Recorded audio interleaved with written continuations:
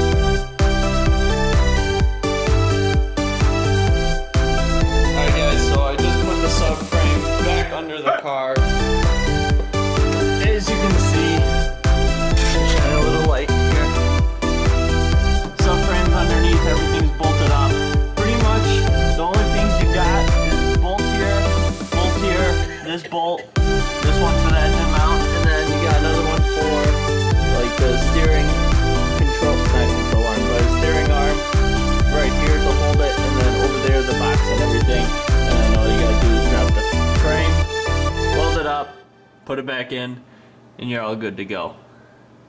So let's get the wheels back on and drop the car on the ground and go take it for a test drive. Alright guys, so we're in the car, and so far I'm noticing a huge difference in the steering and everything like that, which is awesome because now I'm able to kind of drive with one hand. Normally you should drive with two, but normally I'd be driving it like a boat, back and forth, but now when I go back and forth, as you can see, the car is actually going back and forth and not just moving the steering wheel. So I mean, I'm happy with this.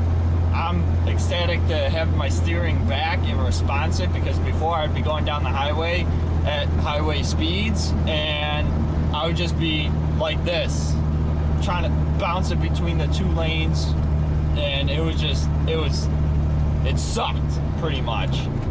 But now I'm gonna go take it down some back roads, have a little fun with it, because I haven't driven this car in quite some time. And I'm gonna end the video here. I hope you guys enjoyed it. If not, hit the dislike.